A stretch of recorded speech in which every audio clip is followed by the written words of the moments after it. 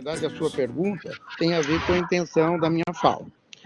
Porém, eu não procurei desenvolver particularmente essa questão do tipo de linguagem, sobretudo hoje exigida, não só na área de ciências sociais, na área de comunicação, na área de história, na área de filosofia, e uma série de coisas, que há um processo de padronização do texto. Esse processo de padronização, ele, na verdade, tem a ver com os critérios de avaliação. Na verdade, nós inventamos mundialmente critérios de avaliação que, na verdade, se sobrepõem à originalidade, à criatividade, ao texto e uma série de coisas. É interessante isso. É um dado. Eu até trabalhei isso no meu livro que chama-se A Diversidade dos Sotaques, o inglês e as ciências sociais, onde eu faço, justamente num dos capítulos, eu trabalho justamente essa questão, onde aparece o artigo e o livro, mas é sobretudo a questão das citações. Dito de outra forma, se antes, posso precisar melhor, eu tinha falado na noção de campo, ou seja, desse espaço, para não confundir com a noção de campo do Bourdieu. Vamos lá, esse espaço, que é um espaço específico que nasce no século XIX, nós temos do lado de fora político, mercado, e a mídia, uma série de coisas, senso comum. Agora nós temos no interior desse espaço um processo de avaliação que, na verdade, ele prejudica o pensamento. Para mim está bastante claro. E hoje a substituição do artigo pelo livro vem muito disso. Porque o artigo, primeiro, pode ser contabilizado na citação. Os livros não são contabilizados pelas bases de dados que são vendidas. O que são contabilizados são os artigos. Só que os nossos não são, evidentemente, contabilizados, porque eles são escritos em português e não são contabilizados pelas bases de dados. Porque as bases de dados internacionais, elas têm que selecionar, no mundo todo, um conjunto de artigos específicos. 95% dos artigos são escritos em inglês, 5% em todas as outras línguas. Mas também não são todos os artigos escritos em inglês. São de todos os artigos escritos em inglês, alguns que são selecionados na base de dados que são vendidos. Portanto, você vai fazer que o livro, inclusive, se transforme numa...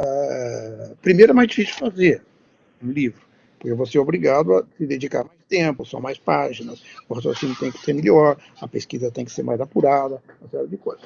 Depois ele tem que ser publicado também. Existe uma questão de publicação e dificuldade. Então, nós temos vivendo hoje essa oposição artigo-livro, hoje ela é bem metafórica, emblemática, vamos dizer assim. Ela, na verdade, não está falando apenas do artigo e do livro. Ela fala de um conjunto de transformações muito recentes em relação a termos de avaliação. Aliás, hoje em dia, as pessoas pensam... Aliás, quando eu apresentei meu livro A Diversidade dos Sotaques, sobre o inglês e ciências sociais, tinha um capítulo de avaliação, e uma vez eu estava em Brasília, e uma colega ficou muito chateada porque ela fazia parte dessas associações e ela era vidrada nessa história de avaliação. Eu disse a ela o seguinte: olha, o fato de eu pertencer a um programa que seja 6 ou 7 não diz absolutamente nada sobre o que eu fiz. Na verdade, para dizer alguma coisa sobre o que eu fiz, alguém vai ter que ler meu livro e dizer ao senhor: olha, Renato, seu livro é muito bom, é maravilhoso. Ou então, seu livro é muito ruim. Mas na avaliação, 7, 6 ou 3, se o meu programa tivesse 3, lá no Unicamp, iria fechar, mas os meus livros iam continuar. Se ele tiver 7, ele tem 6, ele subiu um pouco, mas não muda nada a situação das minhas ideias. Hoje em dia, as pessoas parecem que se acham tem uma legitimidade em função da nota CAPES. Aliás, isso acontece até com o currículo Lattes, né? Até estudante tem currículo Lattes. Todo mundo vira o currículo Lattes. Parece que o currículo Lattes não é mais currículo, ele é um objeto de legitimidade. Ele só pode ser um objeto de legitimidade num mundo em que o critério de avaliação se sobrepõe ao trabalho intelectual. Não sei se eu respondi a sua pergunta. Esse é um tema que eu gosto muito, poderia até falar horas sobre isso, mas vamos passar para as outras questões.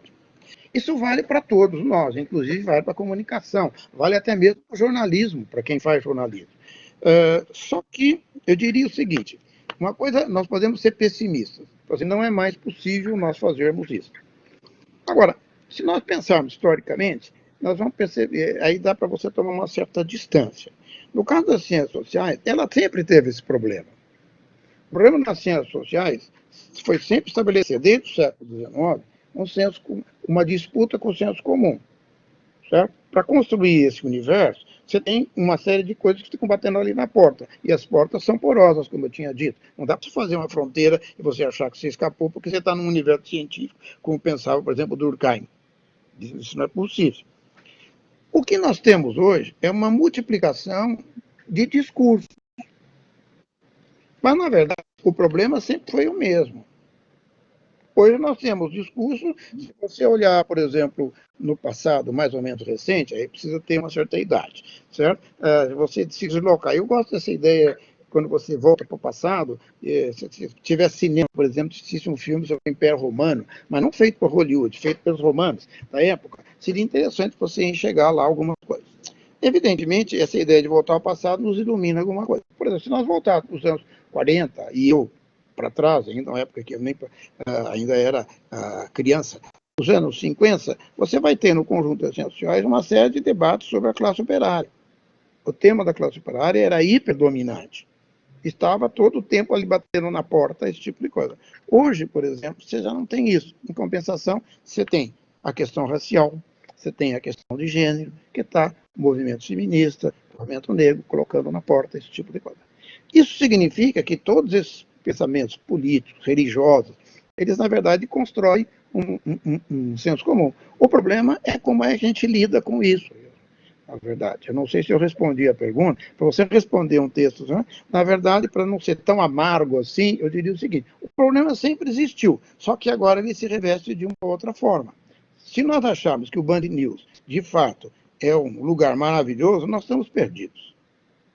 Band News aqui, estou falando do ponto de vista metafórico, embora o problema também tenha a metonímia e a metáfora. Né? Mas se nós acharmos isso, está perdido. Não? O trabalho intelectual não é possível. Eu falei que assim, todos os pensamentos, ele necessita a construção de fronteiras, certo? O problema é que no processo de desenvolvimento das próprias ciências sociais, e agora posso falar, das áreas de conhecimento, as fronteiras foram se enrijecendo. E por isso que veio a discussão sobre interdisciplinaridade. Essa discussão da interdisciplinaridade é importante na medida em que você estabelece o quê? Cruzamento de fronteiras que permite que você recupere aquilo que era o pensamento, ou a ideia inicial do que era o pensamento, que as fronteiras iam dar solidez ao pensamento. Porém, se as fronteiras se especializam a tal ponto, na verdade, o próprio pensamento entra em crise. Por exemplo, você vai num seminário, num congresso, você tem a área de trabalho está dividida entre aqueles que estão em telemarketing, e a outra área de trabalho é dividida naqueles que estão na fábrica. Você vai na área de cultura, aqueles que estão especializados num tema, depois num subtema.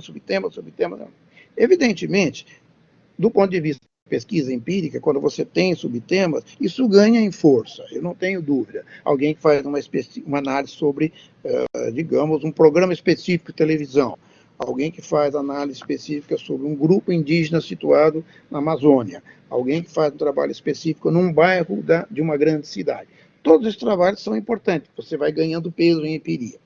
O problema é quando isso se transforma num modelo que, na verdade, você fica dentro de um subcampo.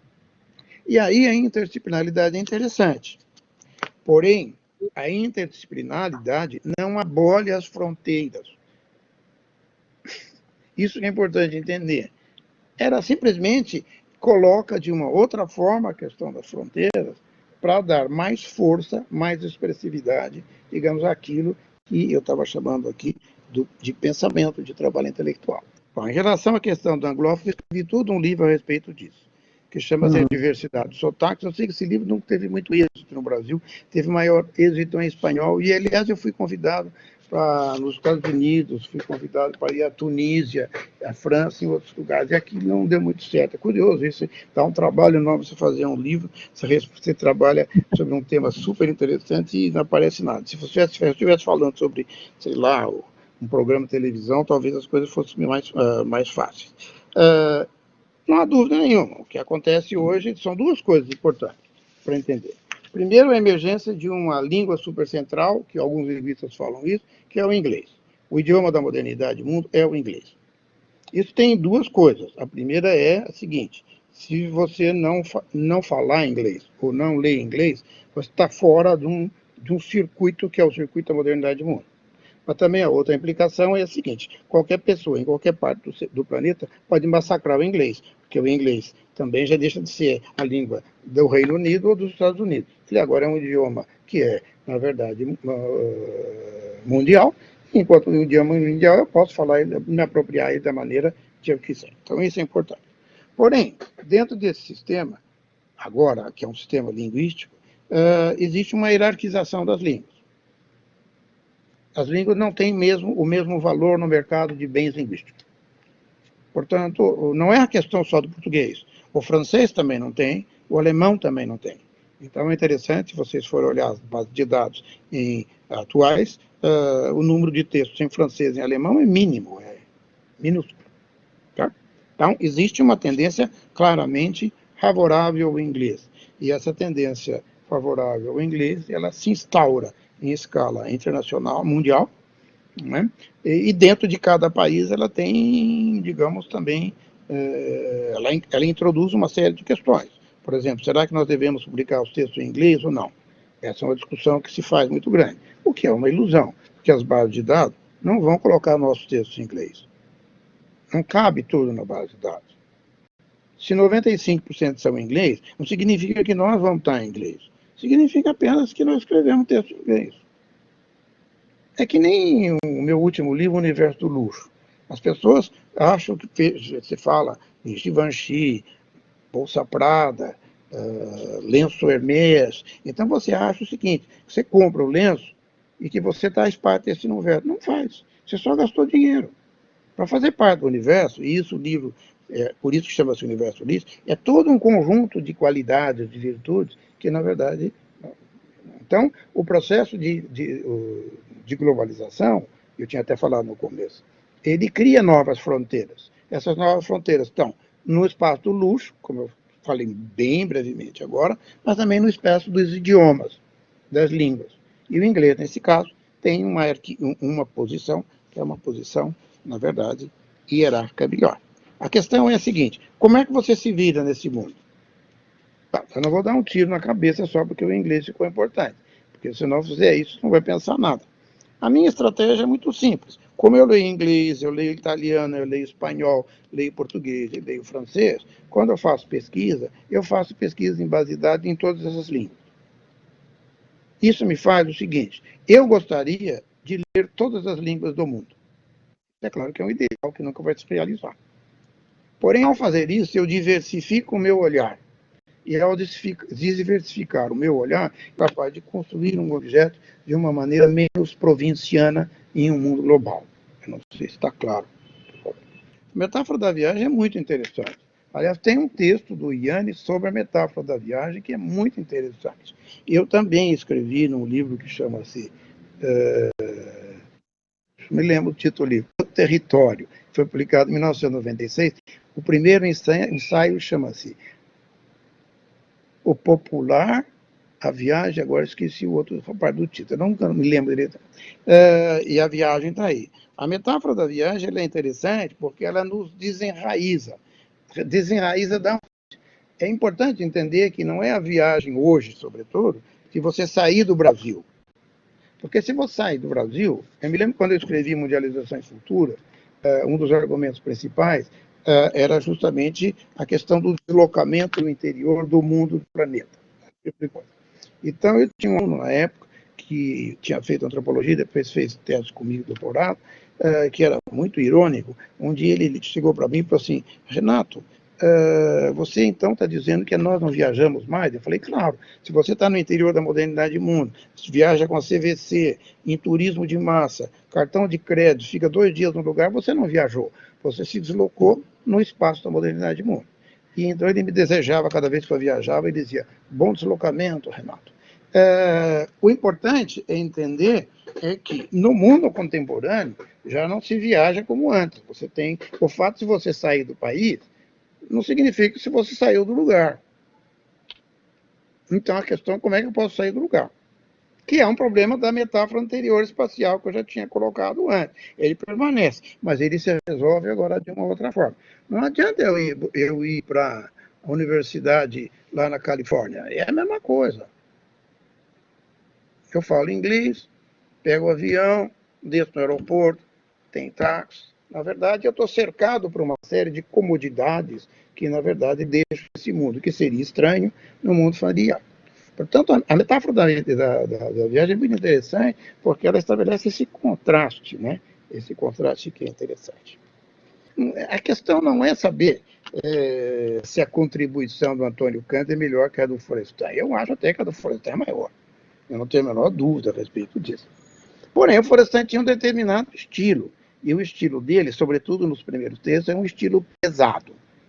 Certo? Eu me lembro que quando eu morava em Minas, tinha um historiador que era da geração do IANI, que se chamava Francisco Iglesias. Eu não sei se vocês já ouviram falar ou já leram.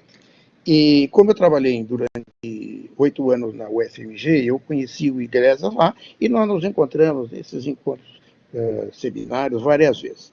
Toda vez que ele me via, ele dizia, me lembro uma vez que eu estava em Paris, eu cruzei com ele falava sempre a mesma coisa. Ele dizia, Ortiz, você escreve muito bem. Você não escreve como Florestan Fernandes. Era a frase dele. A verdade é o seguinte, a minha interpretação é que aqueles textos do Florestan foram escritos numa época em que se buscava uma legitimidade da sociologia brasileira. Ou seja, o Florestan tinha nas suas costas um peso dos anos 50, 40, 50, sobretudo, de, uma certa forma, se mostrar como científico. E aquela forma era uma forma que ele encontrou, que, aliás, se parece em outros escritos de outros lugares, nesse momento específico. As nossas gerações são outras. Nós não precisamos fazer mais isso. Aliás, já tem até a CAPES, já define o que é ciência, que é citado, o que está no programa que tirou 7 ou 6, esse tipo de coisa. Você não tem mais que brigar por causa disso. Então, nesse contexto, nós temos mais liberdade de escrita, eu acho.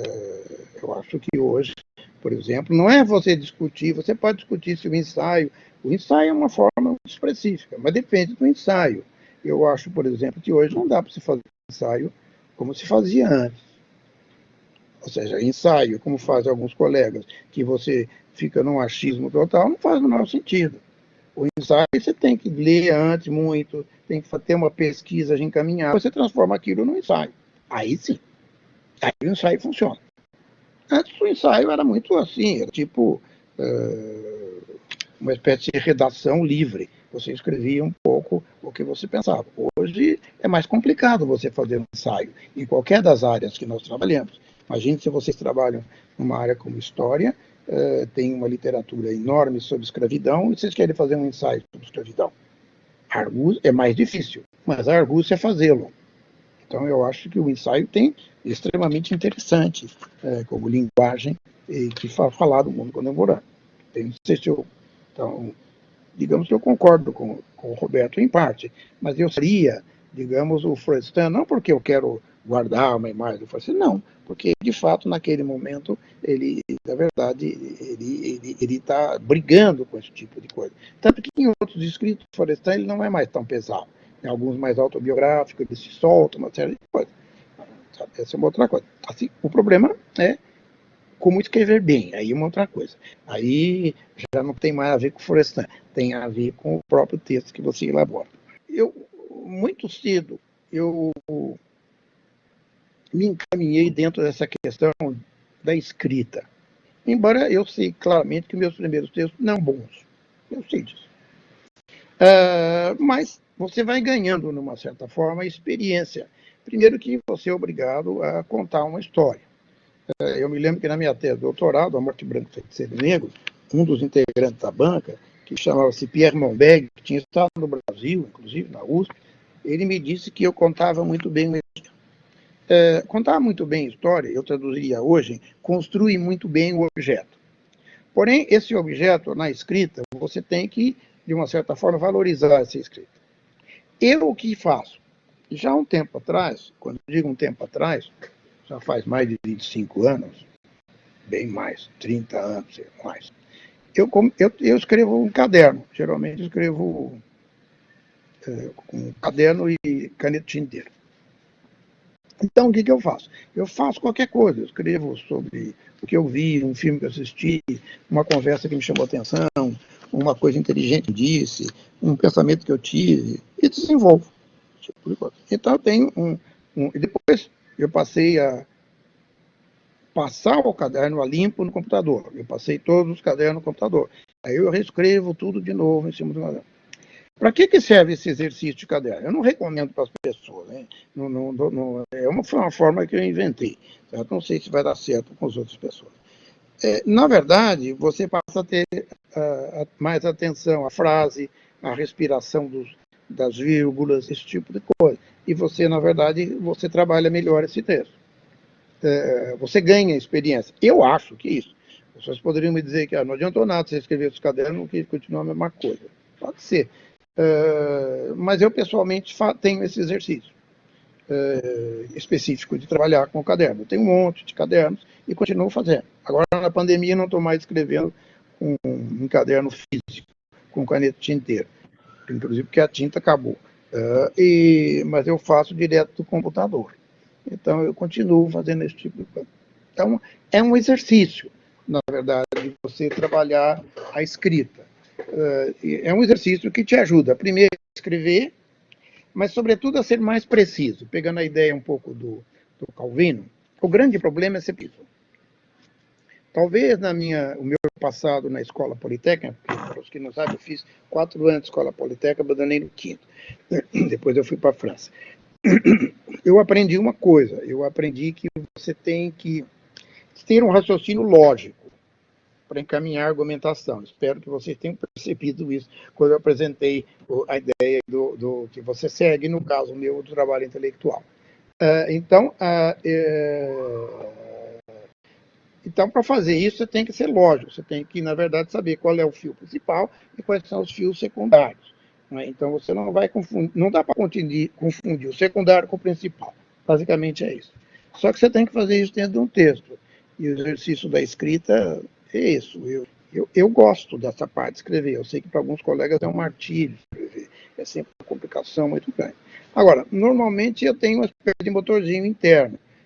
Eu escrevo muito pouco sobre demanda. Sobre demanda, eu quero dizer o seguinte: alguém que me pede um texto, eu penso inúmeras vezes para atender uma demanda. Geralmente eu não faço. Embora algumas vezes, quando me pedem, justamente tinha pensado sobre aquilo, a demanda é que me faz pensar sobre aquilo e o texto sai bom. Então não tem muita regra esse tipo de coisa. Você tem uma experiência que é, digamos, individual, subjetiva. O importante é você conseguir, no texto, mas alimentar a cabeça, essa história. Essa coisa, isso que eu pensei antes, como eu ia falar numa coisa não presencial, e aí você não sabe, não está vendo as pessoas, você não sabe como as pessoas estão reagindo, não tem ideia de nada. Eu falei, será que eu dou um exemplo? O exemplo do Ipengrei que eu dei, eu pensei umas 100 vezes, eu não devo dar o exemplo, não sei se adiantou para alguma coisa. Mas eu vou dar de novo a questão da atitude, porque eu me lembrei de uma história. Eu gosto das histórias. Inclusive nos cadernos eu tenho essas histórias. Eu muitas vezes invento histórias e muitas vezes gosto de história. Ou que me contam, ou que eu presencio e transformei em história. É muito interessante, porque tem a questão da atitude. E eu gosto dessas histórias que são irônicas, porque, na verdade, quebra um pouco aquilo que é a expectativa da pergunta. A história é a seguinte, tem que ser contada desse jeito, certo? O ideal seria se contasse tomando um vinho, eu gosto de vinho, eu gosto de cerveja, então, e seria mais interessante num papo mais informal.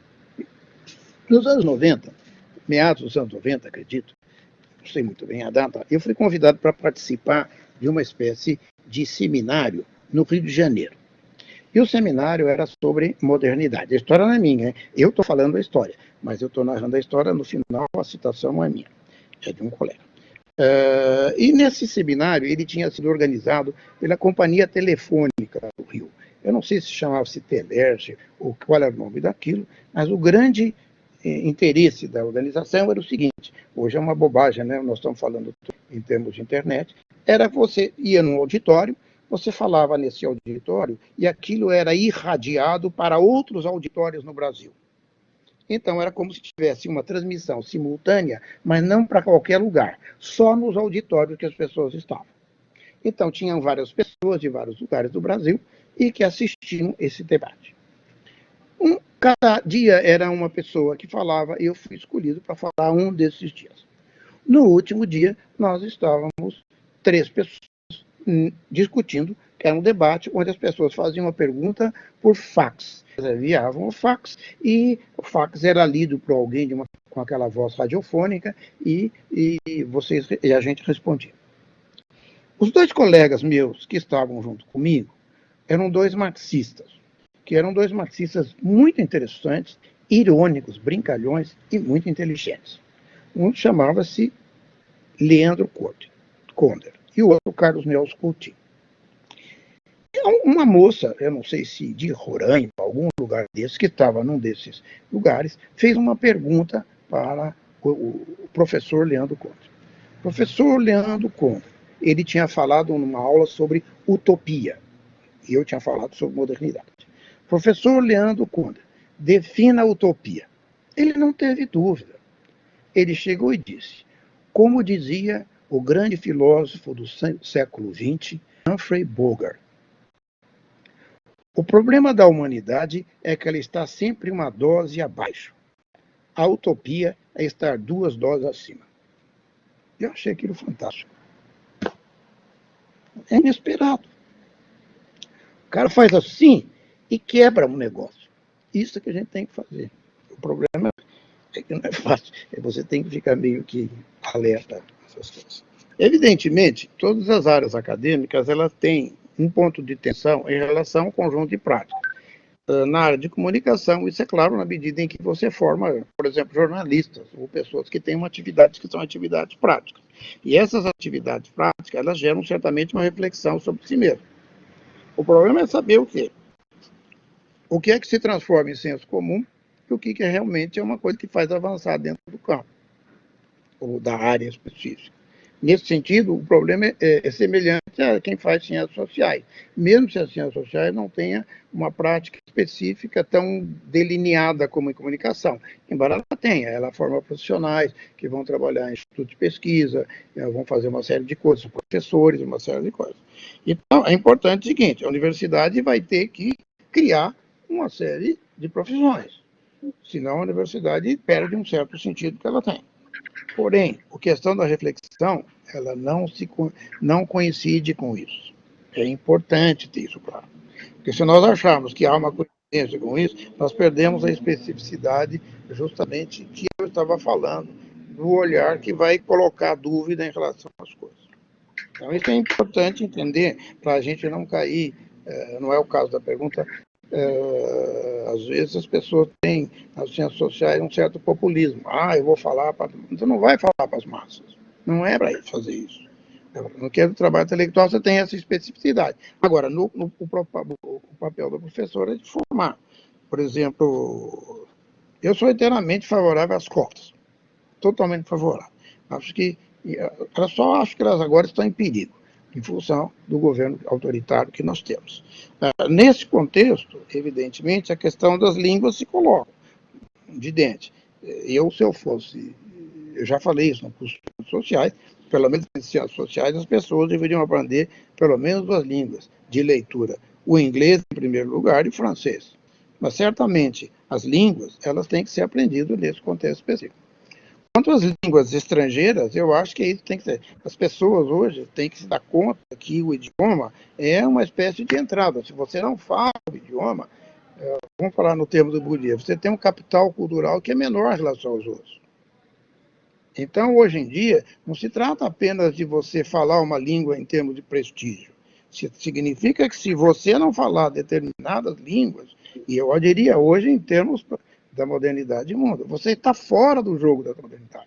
Da mesma maneira que a gente fala, por exemplo, em inclusão digital, a gente pode criticar, tem uma questão que inclusão digital significa que você não é que você vai sair do seu lugar, da sua condição de classe, de gênero. Mas, porém, se você não tiver essa cultura digital, você nem sequer participa de um mundo que está passando ao seu lado. Isso vale para as línguas, para os idiomas. Se você não fala, não lê, sobretudo, certo? Mais a leitura do que a fala em si, determinados idiomas, você não consegue sair do seu lugar. E se você não consegue sair do seu lugar, você vai ser carimbado como uma posição desigual. Ou seja, algumas vezes eu via em programas de pós-graduação os estudantes que estavam questionando o uso do inglês. Se eles não falarem inglês, eles são analfabetos, não lerem inglês, são analfabetos na modernidade mundo. Não adianta.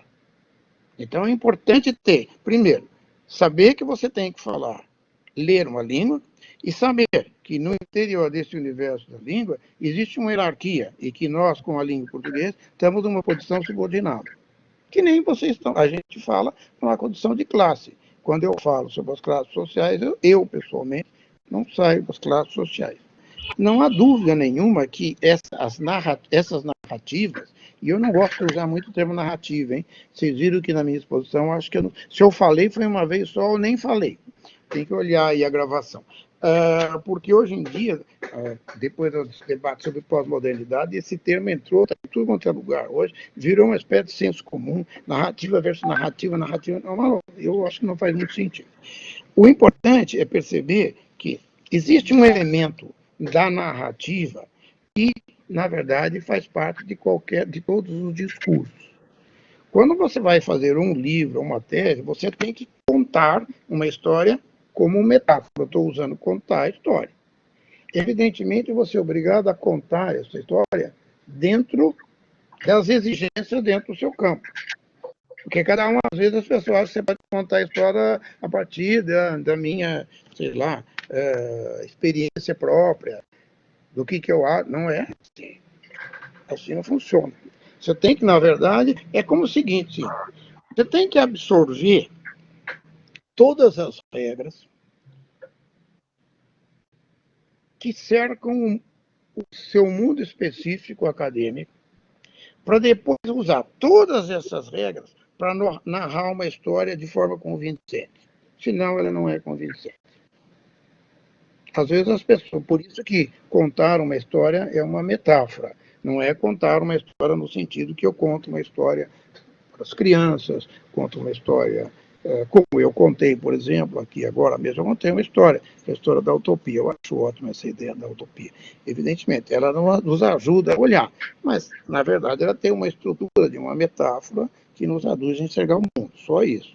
Porque o problema é o seguinte, é imaginar, antes se imaginava que quando você construía o objeto sociológico, você não construía. Você achava que basta você falar de sociologia, já era ciência. Não funciona assim. Porém, agora nós temos narrativa para todo lugar. E as pessoas acham que pode fazer qualquer narrativa. Também não é verdade. É necessário na construção você calibrar. Basicamente, essa ideia é boa.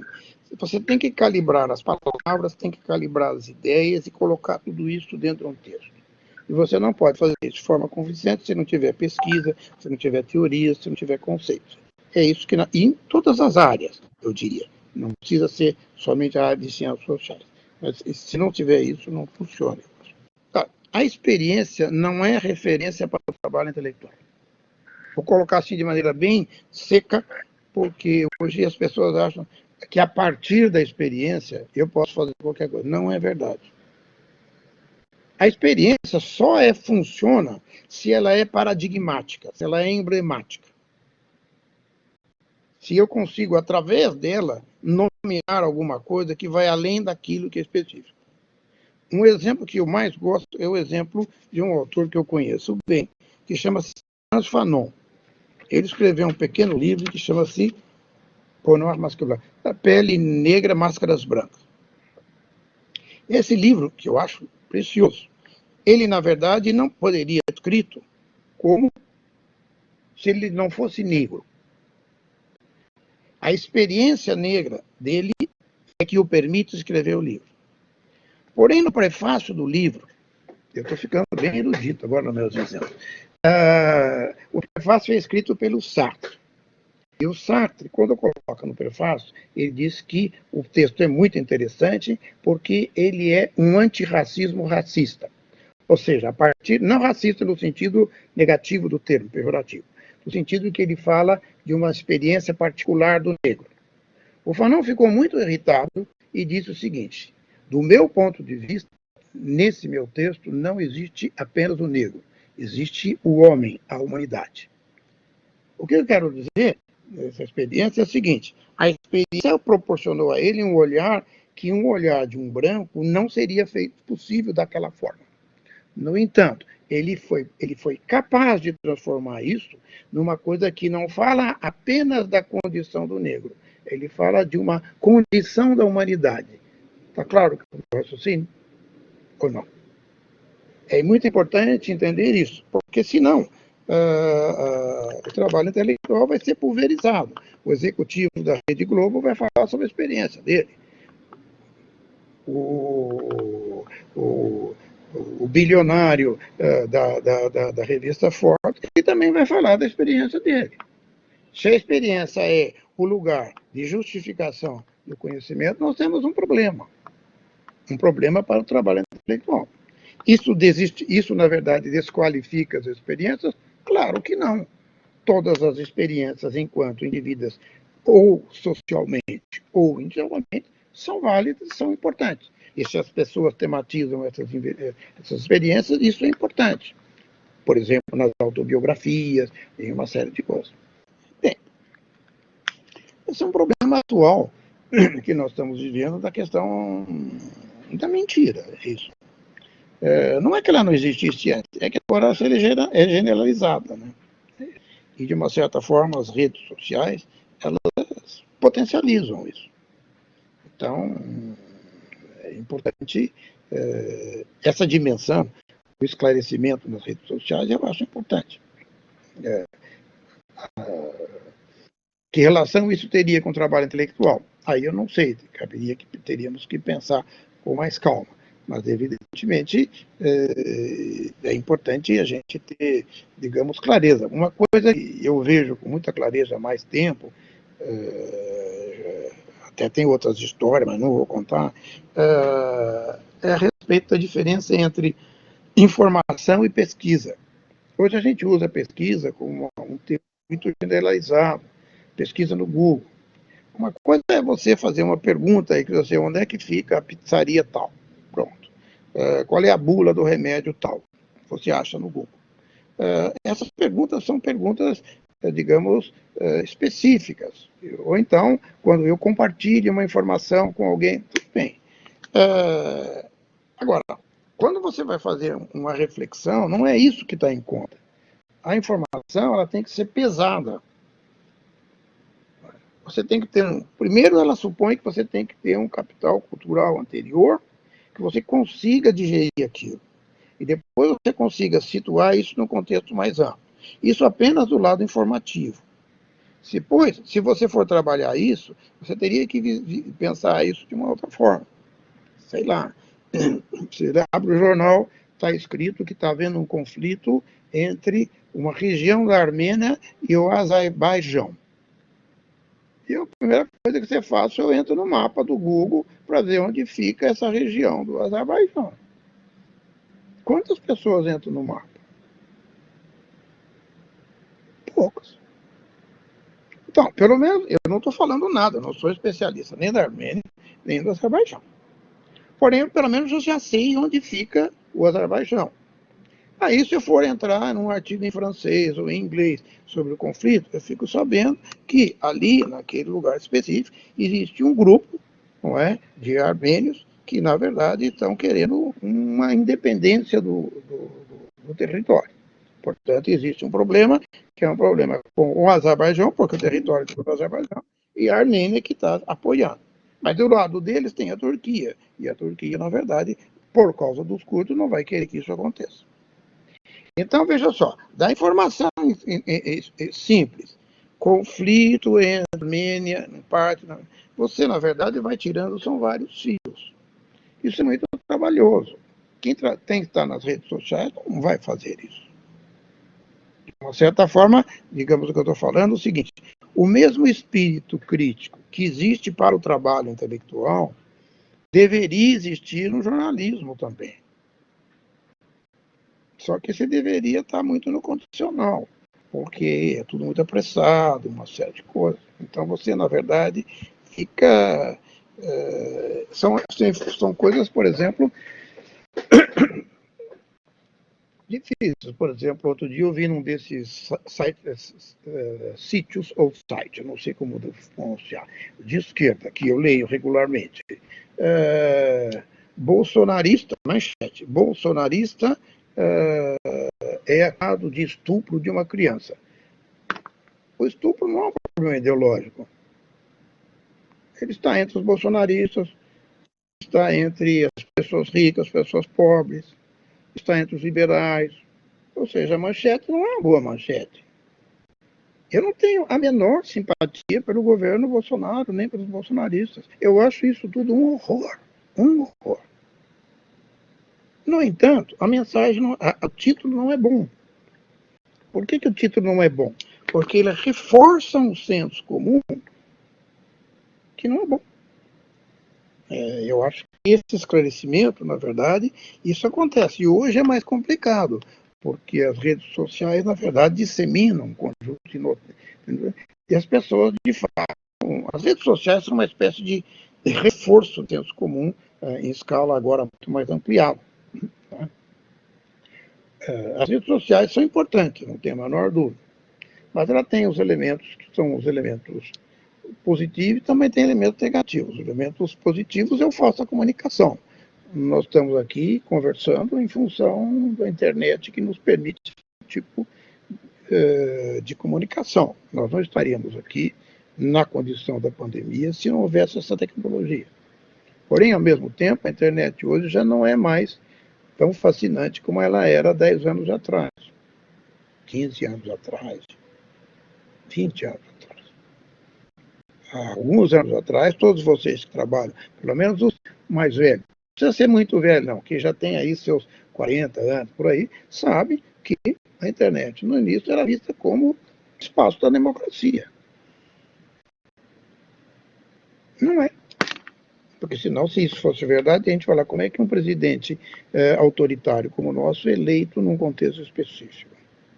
Porque existem outras coisas. Porque aquele fascínio inicial, ele já não, na verdade, ele descrevia apenas uma parte da realidade, que é verdadeiro, do avanço tecnológico, que não pode ser negado.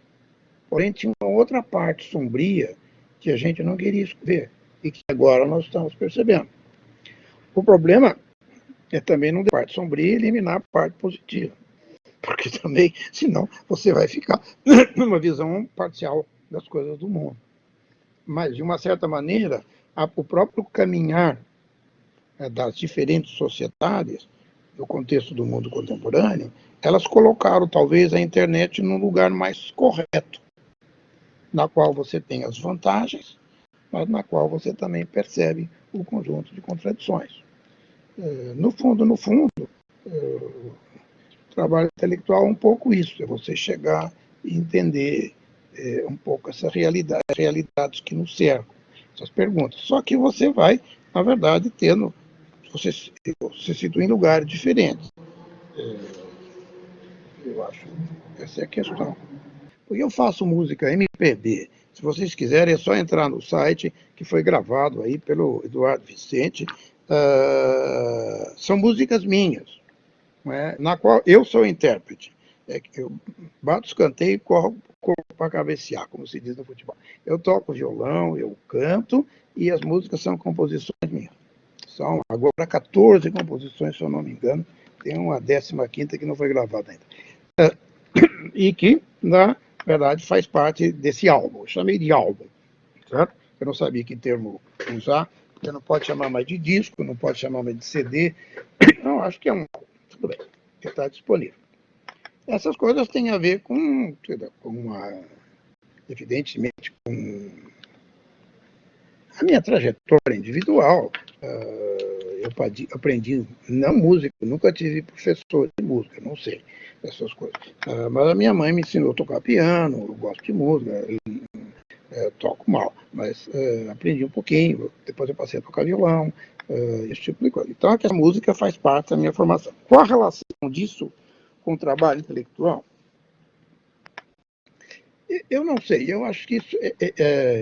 Eu já pensei algumas vezes nisso. Eu não sei se isso é verdadeiro para mim, certo? Mas agora, pensando como um intelectual que está pensando na questão da música. Esse negócio de trabalho intelectual, e de música também, é que nem cozinhar. Tá? Você vai cozinhar, eu cozinho bem. Hein? Aí você chega, faz um molho e deixa de lado. Depois você faz uma coisa e deixa de lado. E depois você vai misturar tudo aquilo, tudo para fazer um prato específico. Eu acho que no trabalho de música também tem esse tipo de coisa. Você tem uma ideia, vai num acorde, no violão, esse tipo de coisa. Então, é importante você entender isso. Eu acho que nesse universo, a questão da criatividade, ela se coloca, porque a criatividade não é uma coisa específica do mundo artístico, ela aparece na ciência, aparece em várias questões cotidianas que a gente faz. Mas você tem que estar atento a esse tipo de coisa. Uma vez eu fui assistir um show, que era da Mônica Salmazo, e ela estava acompanhada por um conjunto que eu acho maravilhoso, que é o do Nelson White, lá, do Brasil. Pau Brasil. Isso mesmo. Era no auditório do Ibirapuera. Se não me engano, um CD que ela tinha feito sobre as músicas do Chico Buarque de Holanda. Então ela chegou e falou assim, uma coisa que eu nunca me esqueci, é engraçado isso, né? Vocês estão vendo a história lá da Utopia, e tem as outras que eu ponho no caderno, essa da música Canção Mais, que é interessante. Ela disse o seguinte, olha, eu vou que aquelas conversas que os músicos e atores às vezes fazem com o povo, ela diz o seguinte, como é que eu faço uma gravação de uma música?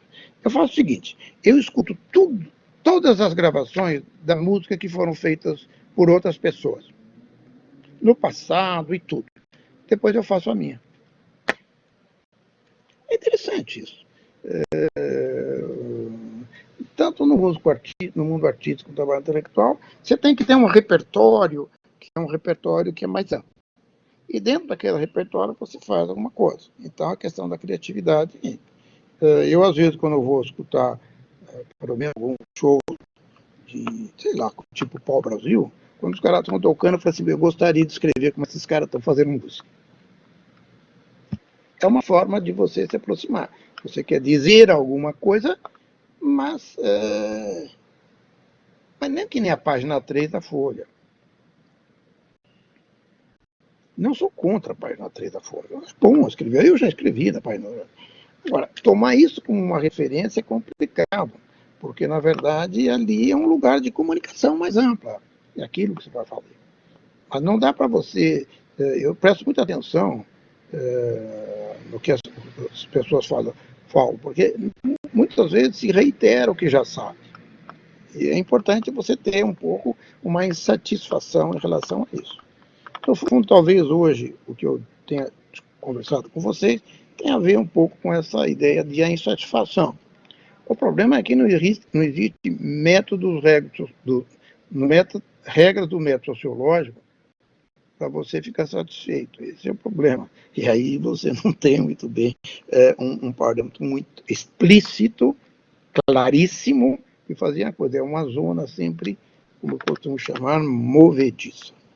Eu agradeço a presença. Essas coisas são estimulantes para o trabalho intelectual. Muito obrigado. Renato, somos nós que agradecemos. E você pode, se quiser abrir o chat, as pessoas podem aplaudir virtualmente pelo chat ou mandar seus agradecimentos, que o Renato depois acho que ele vai estar vendo as mensagens. Está vendo as palmas no monitor? Tem uma chuva de aplausos aqui. Eu entrei aqui, tem algumas coisas, mas... Eu acho que você mais um computador nesse momento.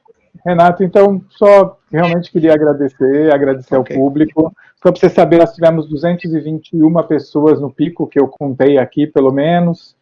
Agora as pessoas estão saindo, mas a gente, mesmo no final, tinha mais de 150 pessoas. Então, mais de 200 pessoas durante imensa parte da sua fala. Então, foi realmente incrível. Muito obrigado. Obrigado mesmo, meu amigo. Laura? Gente, como eu falei aqui no chat, foi um luxo essa tarde. Muito, muito obrigada. Que bom também que a nossa plataforma funcionou. É a primeira vez que a gente tem aqui um encontro com tantas pessoas presentes. E encontrar tantos amigos aqui, todos ouvindo o professor Renato Ortiz, e todos estão felizes e conversando sobre o nosso fazer, né, sobre aquilo que nos trouxe todos até aqui. É um grande prazer, eu agradeço imensamente, e até a próxima, temos que fazer isso mais vezes, né? E agradeço demais a todos, e principalmente ao professor Renato e ao Eduardo Vicente pela iniciativa. O professor teve a primeira ideia e me mandou um zap, né, em momentos muito internéticos de quarentena, perguntando o que eu achava da ideia, e a gente está aqui, e é uma grande alegria. Muito obrigada, Edu, muito obrigada, professor Renato Ortiz, e, claro, obrigada a todos os professores dos nossos programas, alunos, colegas que vieram até aqui o Collaborate da EMB. O mesmo digo eu. Tchau, gente, obrigado. Tchau, Renato, uma ótima tarde. Muito obrigada.